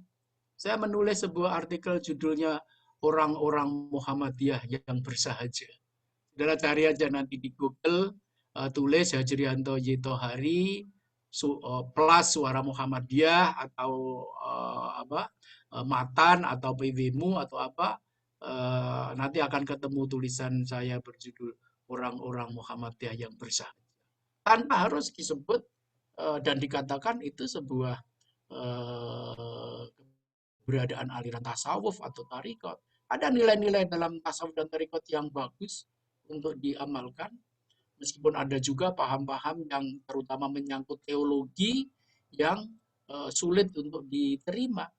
Tetapi untuk sampai kepada kesimpulan itu, kepada para generasi muda Islam, saya sarankan dan saya anjurkan untuk membaca dan membaca terlebih dahulu. Jangan buru-buru mengatakan tidak, dan juga jangan buru-buru mengatakan semuanya harus dapat dipertanggungjawabkan secara ilmiah. Oke, saudara sekalian, saya sudah lewat 15 menit dari maghrib. Saya akan tinggal untuk sholat maghrib dulu. Kalau nanti masih dilanjutkan, saya habis sholat maghrib akan bergabung lagi. Demikian, terima kasih. Assalamualaikum warahmatullahi wabarakatuh. Waalaikumsalam warahmatullahi wabarakatuh. Terima kasih untuk kedua narasumber yang telah memberikan jawaban dan juga penjelasan untuk sesi tanya jawab kali ini. Hadirin yang berbahagia, alhamdulillah rangkaian webinar pada hari ini terlaksana dengan baik. Saya selaku moderator mengucapkan terima kasih sebesar-besarnya kepada pemateri kita, Bapak Dr. Andes Haji Hasrul Azwar dan juga Bapak Dr. Andes Haji Hajrianto Yetohari yang sudah meluangkan waktu berbagi ilmu dan juga memberikan kita sedikit wejangan. Dan kami berterima kasih juga kepada seluruh audiens yang telah mengikuti webinar pada hari ini, karena acara kita sudah melewati 2 jam. Kami mohon maaf untuk para peserta yang sudah mengirimkan pertanyaannya. Mungkin akan kita tunda dulu untuk webinar kita yang selanjutnya. Dan kami berharap kami dan seluruh teman-teman semua bisa bertemu lagi di webinar selanjutnya. Saya selaku moderator meminta maaf sebesar-besarnya apabila ada kesalahan. Marilah kita tutup acara webinar kali ini dengan membaca hamdalah bersama-sama. Alhamdulillahirabbil alamin. Saya undur diri. Wassalamualaikum warahmatullahi wabarakatuh. Terima kasih semuanya. Terima kasih. Terima kasih banyak Bapak Dubes Maroko, Bapak Aslazwal dan Bapak Dubes Lebanon, Bapak Hajrianto dan juga moderator atas webinarnya. Mungkin terakhir bisa membuka videonya kepada para audien agar kita bisa mengambil sesi foto bersama untuk keperluan media. Kemudian mengambil foto dipimpin oleh Majelis Informasi UCM Maroko. Silahkan. Ada Karima atau Puput. Silahkan Put.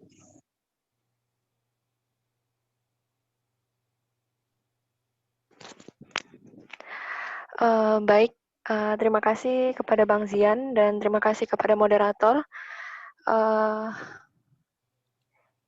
Kepada teman-teman semua, Bapak Ibu, diharapkan boleh untuk menghidupkan kameranya agar kita bisa foto bersama.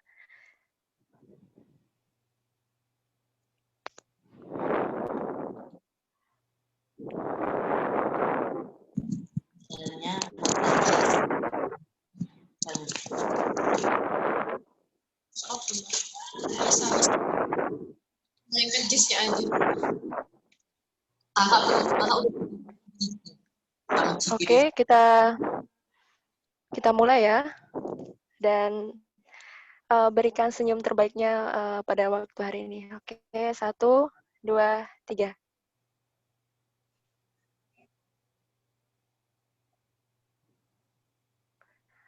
Oke, untuk slide kedua.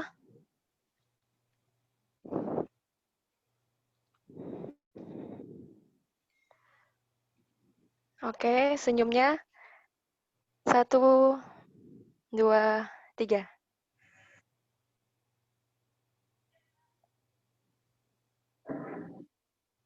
Oke, terima kasih. Terima kasih kepada Bapak dan Ibu dan teman-teman semua yang sudah menyempatkan waktu hadir, terkhususnya yang di Indonesia. Terima kasih atas waktunya, mudah-mudahan bermanfaat. Terima kasih sekali lagi Bapak Dubes. Terima kasih Bapak Dubes KBRI, Pak Dubes Hasrul Azwar, atas waktu dan ilmunya Bapak.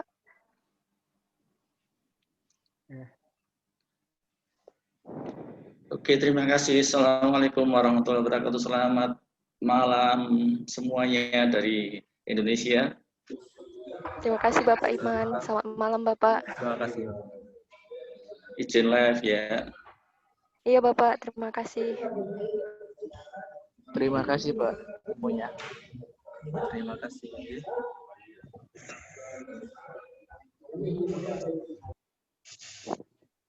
Terima kasih Fauzan.